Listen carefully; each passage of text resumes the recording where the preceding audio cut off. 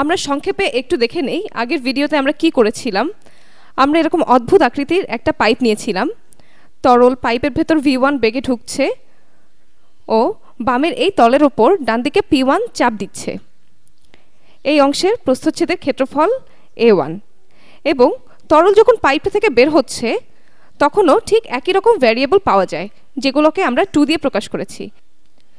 আমরা আগের ভিডিওতে দেখেছি শক্তি নিত্যতা সূত্র অনুসারে যত জুল শক্তি সিস্টেমের ভেতরে দেয়া হচ্ছে এই বিন্দুতে ঠিক একই পরিমাণ শক্তি সিস্টেম থেকে বের হয়ে যাবে। এই তথ্যটা ব্যবহার করে আমরা এই বড় সমীকরণটি বের করেছি। দেখতে বড় হলেও সমীকরণটি কিন্তু জটিল নয়। আমরা দেখেছি সিস্টেমের ভেতর যে কাজ করা হয়েছে সেটা হলো ইনপুট চাপ গুণ একটা নির্দিষ্ট সময়ে এই আয়তনের তরলের ভর ভাগ আমরা যে তরল নিলাম তার ঘনত্ব, আর এটা বিভব শক্তি যার মান mgh, যেখানে m হলো এই অংশটুকুর তরলের ভর। আমরা বের করতে চাচ্ছিলাম একটা নির্দিষ্ট সময় টিতে সিস্টেমে মোট কী পরিমাণ কাজ করা হলো সেটা, বা বলা যায় ওই সময় টিতে সিস্টেমে কী পরিমাণ শক্তি দেওয়া হলো ও ওই সময় গতিশক্তি এই আয়তনের তরলের ভর গুণ গতিবেগের বর্গ ভাগ 2, এটাই গতিশক্তি। এবং এটা অবশ্যই আউটপুট শক্তির সমান হবে। এটা হলো আউটপুট কাজ বা পানির কলাম পাইপ থেকে বাইরের দিকে যে পরিমাণ কাজ করবে সেটা। মনে রাখবেন এই পানির আয়তন পাইপ থেকে যে পরিমাণ পানি বের হয়ে গেল সেই আয়তনের সমতুল্য। তাহলে প্রথমে এখানে যে আয়তন ছিল টি সময় পর ওই একই আয়তনের পানি বাইরে বের হয়ে যাবে। হয়তো এই সিলিন্ডারের দৈর্ঘ্যটা একটু বেশি হবে এবং এখানে তরল কিন্তু বেশি গতিবেগে বের হবে। তাহলে বাইরে নির্গত বেশি দৈর্ঘ্যের পানির সিলিন্ডারের আয়তন ও ভর বামের পানির সিলিন্ডারের আয়তন ও ভরের সমান হবে।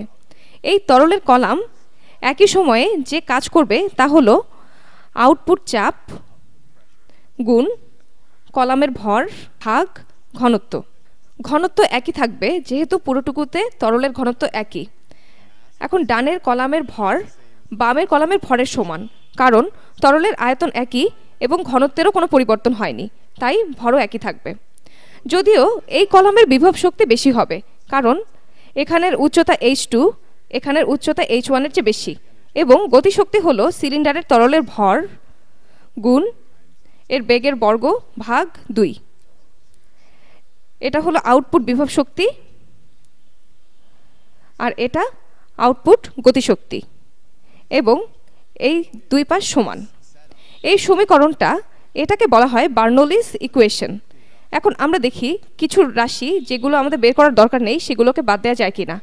আমরা দেখতে পাচ্ছি সমীকরণের দুই পাশে m আছে, দুই পাশ থেকে m দিয়ে ভাগ করে আমরা m কে বাদ দিয়ে দিতে পারি।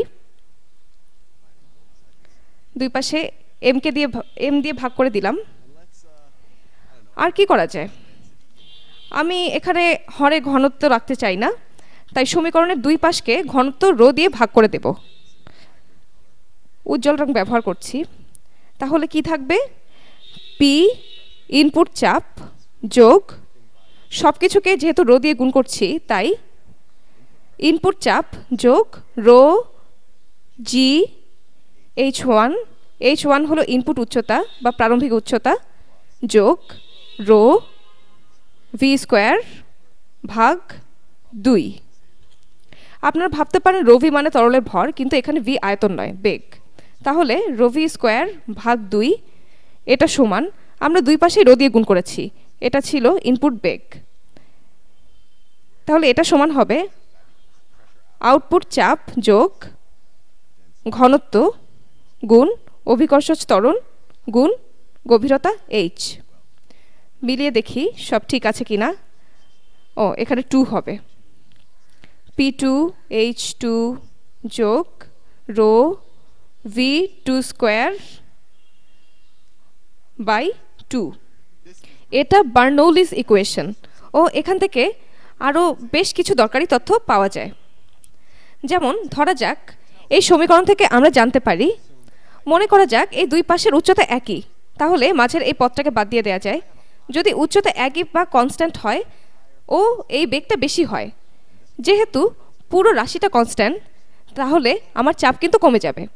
একটু চিন্তা করে দেখুন, এটা কনস্ট্যান্ট, এর কোনো পরিবর্তন হবে না, কিন্তু এই বেগ যদি বেশি হয়, যেহেতু পুরো রাশিটার মান একই থাকবে সেহেতু চাপকে অবশ্যই কম হতে হবে। আবার একইভাবে যদি চাপ বাড়ানো হয় তাহলে বেগ কমে যাবে।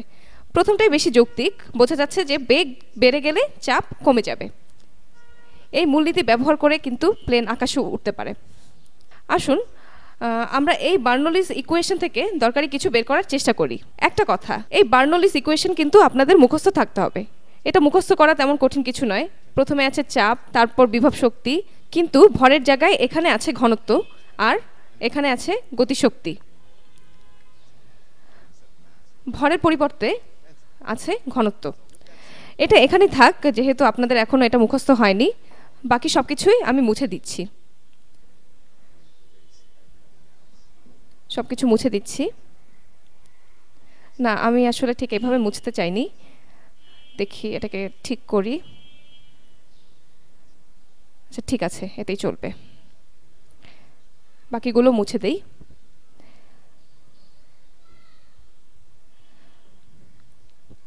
এগুলো মুছে দিচ্ছি। ধরা যাক আমি এখন একটা কাপ নিলাম, কাপটা এঁকে ফেলি। সরল রেখা দিয়ে আঁকাই সহজ হবে। আমি বেগুনি রং ব্যবহার করছি। ঠিক আছে, কাপ আঁকা হয়ে গেল। ও এর ভেতরে কিছু পরিমাণ তরল আছে, আর তরলের রং ধরে নিচ্ছি লাল। এর আগে আমরা কখনো লাল রঙের তরল নিয়ে কাজ করিনি।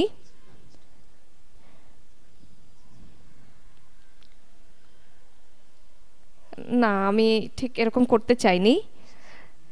যাই হোক, আপনারা ধরে নিন যে এর ভেতর একটা তরল আছে ও এই অংশে কোনো বাতাস নেই, বায়ু শূন্য স্থান বা ভ্যাকিউয়াম। আমরা আরও ধরে নিচ্ছি যে তরলের পৃষ্ঠতল থেকে এইচ গভীরতায়, এককটা কি আমরা এখনো জানি না, হতে পারে এইচ মিটার। তরলের পৃষ্ঠতল থেকে এইচ দূরত্ব নিচে পাত্রের গায়ে একটা ছিদ্র করলাম এবং এই ছিদ্র দিয়ে তরল বের হতে থাকবে। এখন আমার প্রশ্ন হলো, এই তরল কি বেগে বাইরে বের হচ্ছে? এর আউটপুট বেগ কত? এইচ এর ফাংশন হিসেবে এর আউটপুট বেগ কত? ধরা যাক এই ছিদ্রটা খুব ছোট, এই ছিদ্রটার ক্ষেত্রফল A2 ও পানির এই পৃষ্ঠতলের ক্ষেত্রফল A1। আর এই ছিদ্রের ক্ষেত্রফল A2 এত ছোট যে এটাকে A1 এর 1000 ভাগের 1 ভাগ ধরা যায়। অর্থাৎ A2 সমান সমান A1 ভাগ 1000। অর্থাৎ এই ক্ষেত্রফলের চেয়ে ছিদ্রের ক্ষেত্রফল খুবই ছোট। এখন এই তরল কি বেগে বের হবে আমরা এখন সেটা বের করার চেষ্টা করব। বার্নৌলিস ইকুয়েশন অনুসারে ইনপুট চাপ যোগ ইনপুট বিভব শক্তি যোগ ইনপুট গতিশক্তি সমান সমান আউটপুটের জন্য একই পদগুলো।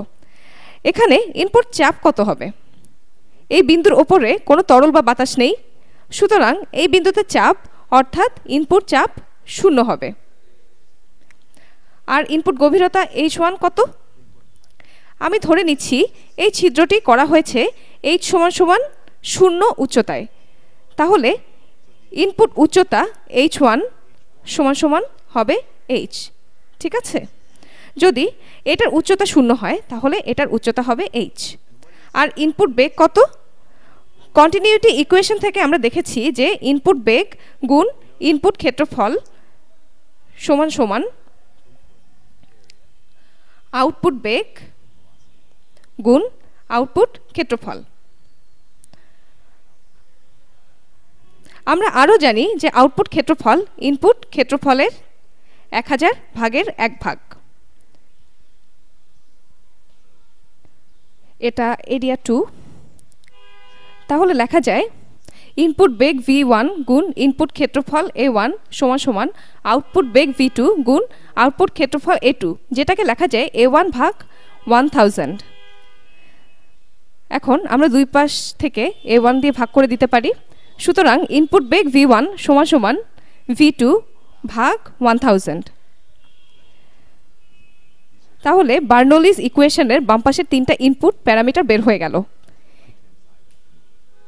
তাহলে ইকুয়েশনের ডান পাশে কি আছে? P2 কত হবে? P2 কত? এই বিন্দুতে চাপ হলো P2 ও সময় শেষ পরের ভিডিওতে বাকিটুকু করব